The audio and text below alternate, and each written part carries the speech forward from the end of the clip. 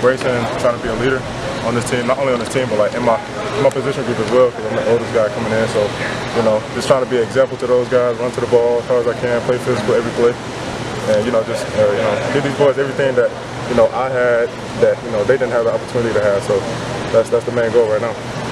Why UConn? What made this the place for you? Why UConn? The reason why I say I chose UConn is because not only the resources, but like as you look into this team and like being around this team for like the spring now, it's like I got a lot of like gems, man. It's like it's a lot of players here that you would say don't look talented, but it's like when you get up here, you get around these dudes, man. It's special, you know. Like I feel like people look from the outside in, but once you get a chance to look from the inside out, this team is a really special team that's going to do a lot of special things this year. What have you learned about Coach Mora since you've been around him? He's a very, very passionate guy. Very passionate guy. Loves the game of football. Not only loves the game of football, but loves his players, man. He wants you to succeed not only on the football field, but on the academic part as well. You know, it's more than just football. It's it's a building a life after football. So like, what can he do to help you transition your life when football is done? So that's why I feel like the main thing that I love about Coach Mora. How is he going about convincing guys who are joining or playing for a 1-11 team that it can be better? That it doesn't have to be like it was last year. That better days are coming.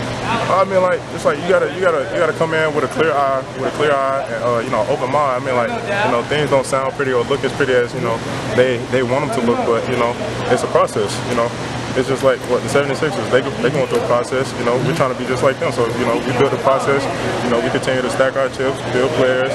Recruit and develop. I mean, like that's the number one thing right now. Is to recruit and develop people. Bring people in who gonna help us win. It may not be a lot of wins. It may not be a least amount of wins, but we're expected to go out here, play our part, and do our job. What do you bring to the field? What's your role within the defense? My role within the defense, I say me personally, is continue to be a leader, continue to be an outspoken person, continue to be more of a vocal leader instead of like always showing my action, because when showing with your actions, that's like a good thing to pick up on. But like if you can criticize someone and then be able to take criticism as well, and that shows like the young kids is like, okay, he's been able to get coached hard. Okay, now it's okay for me to get coached hard and see like, okay, this is what I need to work on, and then this is what I need to build on as well. So that's just like my thing. It's like because I have the experience, and it's like I've been coached hard, so I want a coach to coach me hard, and I want the young guys to see me get coached hard, so that way it helps motivate them to work hard as well. How would you describe Coach Spanos? Coach Spanos, oh man, Coach Spanos, man, very energetic guy, man. I love Coach Spanos. I love all the coaches, honestly. The whole coaching staff is just energetic. Coach Spanos for sure is like the most energetic dude. Him and Coach Sariki, the most energetic dudes that I've been around in a minute, man. And juiced up, fired up all the time. They want players' inputs on things. Man, I love them. I love them. I really do.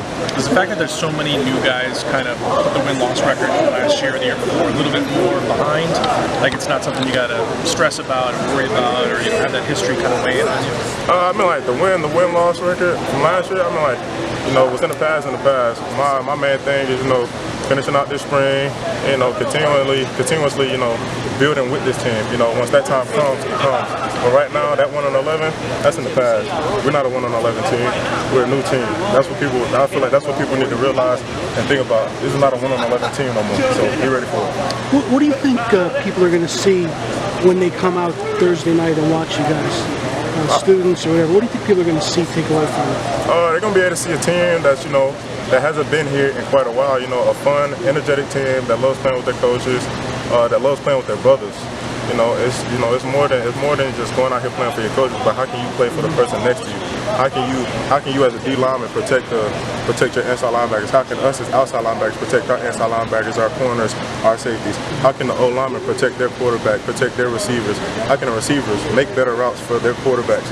Everything is like one big mosh pit that we all have to collectively work together. So I feel like people are going to definitely see that when we come out on Thursday, and it's going to be really exciting. It's going to be like a new environment.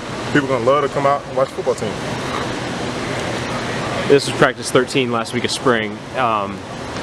Where do you say the defense is compared to where you guys started, and where do you guys need to improve still? I'm assuming for you, new guy coming in the scheme, learning to play off the guys next to you, things like that. Are you more comfortable now? Definitely getting some of the younger guys to be more vocal. I feel like that's like one of the main things. It's just like you know, everything, like, we have to realize and understand is, like, us on defense, we want to be hard on ourselves, but we have to realize every play is not going to be perfect. There are going to be some plays that you mess up, but it's all about how do you respond. So that's what I feel like our biggest challenge was for like this spring is like, yes, the offense is going to make plays, but how do we respond? Are we going to walk around here hanging our head, having a losing mentality? No. Pick your head up, play the next play, and let's go. You know, when you play in these 12 games that we're going to play in the season, teams are going to make big plays. Everybody makes big plays. Our offense is going to make big plays. So keep your head up, keep pushing, and, you know, just everybody coming out with a confident mindset. That's all it is. All 11 guys across the board have to have a confident mindset. If not, then it won't work. But once they do, we're going to have this thing rocking.